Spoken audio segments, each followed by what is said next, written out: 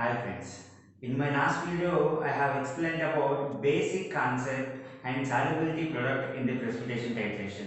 In this class I am going to explain about the Morse method. Okay, most important topic, that is Morse method in precipitation titration. Let's see. Okay, detection of endpoint in precipitation titration, that is the title. Okay, here we have four methods are there. First one, formation of colored precipitate by Morse method. Means in the Morse method, color precipitate will be formed at the end of the end point of titration.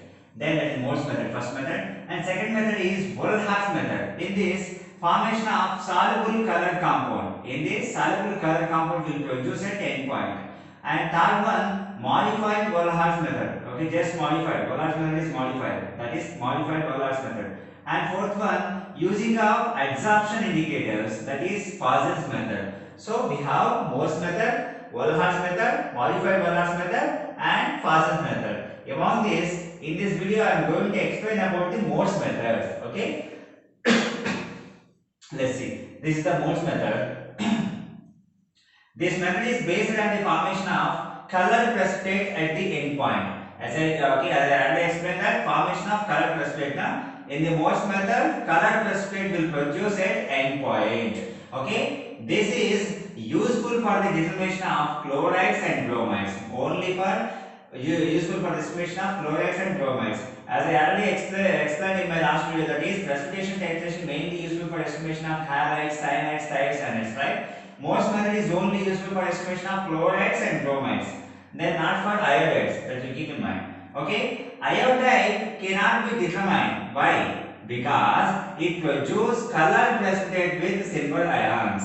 Okay, if iodide is a sample means it produces colored precipitate with the silver ions. That is not required in the Morse method. It leads to errors in the results. So that's why iodide cannot be estimated. Here, what is the standard solution or what is the titrant used in Morse method? Standard silver nitrate solution used as a titrant. Okay, sample is estimated by using silver nitrate solution. Then what is the indicator? 5% weight by value potassium chromate solution used as a indicator. 5% weight by value means 5 grams of potassium chromate dissolved in that water or in any solvent, like that. 5% weight by value potassium chromate solution. Here titrant is silver nitrate solution and indicator is potassium chromate solution. And let's see the principle of Morse method. Okay, here halides such as chlorides and bromides are determined with standard silver nitrate solution using potassium chromate as an indicator, and color precipitate will produce an endpoint. Halides such as chlorides and bromides are determined with the Morse method by using standard silver nitrate solution using potassium chromate as an indicator, and color precipitate will produce at the endpoint. Okay, first you consider here this is the burette one and this is the conical flask one. Burette is filled with silver nitrate solution, AgNO3 solution. In the flask, in the conical flask, we are going to take in the sample, that is sodium chloride sample. We are going to estimate the sodium chloride, halides in the form of sodium chloride. And to this sodium chloride, we are adding 5% weight by value potassium chloride indicator. And this Morse method is carried out in the presence of neutral solution only. I will explain why it is not carried out in acidic or basic solution, what will happen. So this is a basic thing for better understanding purpose. Okay, AgNO3 and NaCl, 5% potassium chloride. Okay, let's see here.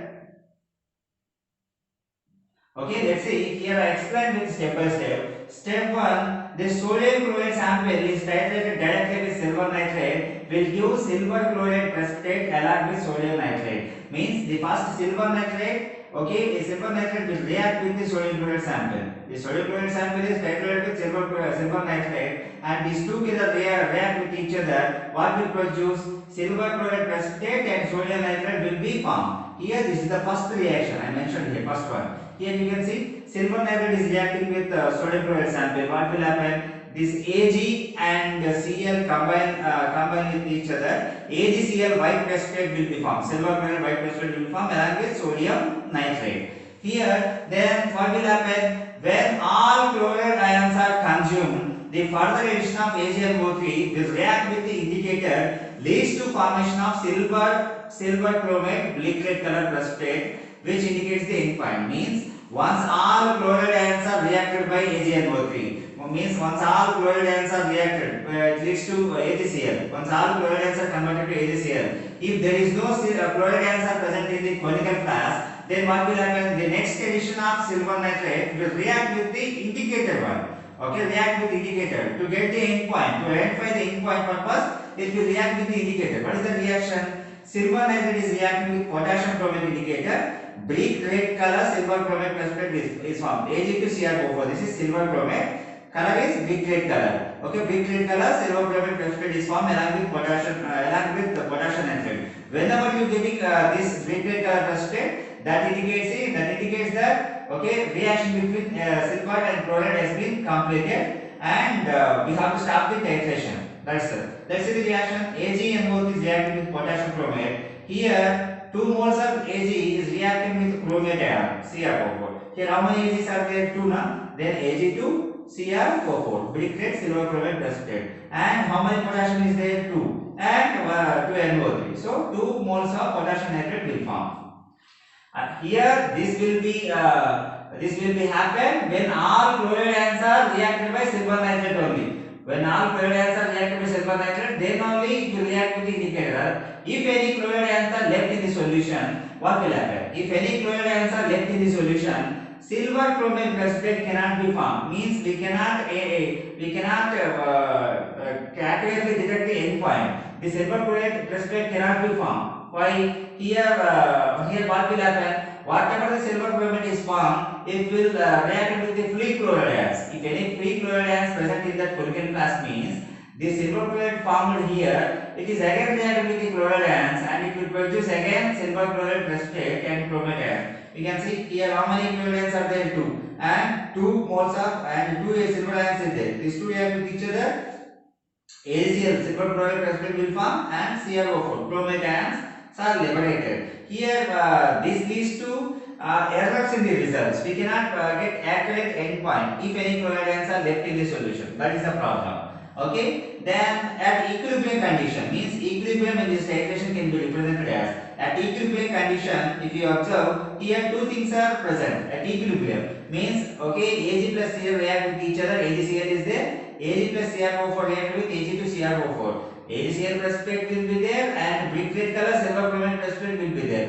These two will be present at equilibrium condition.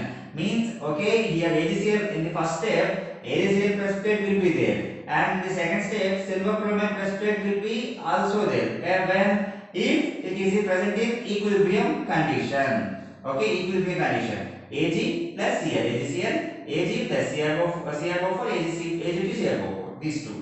And I told you that the indicator is potassium chromate. What are the other indicators used in this titration? Okay, sodium rhodiogenate and sodium alizarin sulfonate and sodium salt of tetrahydroxyquinone. These 3 other indicators are also used in Morse method. And keep in mind that AgNO3 first react with the sodium chloride sample, AgCl and NaNO3 will form. Then after once all chloride ions are consumed, means then the further reaction of AgNO3 will react with the potassium chromate indicator.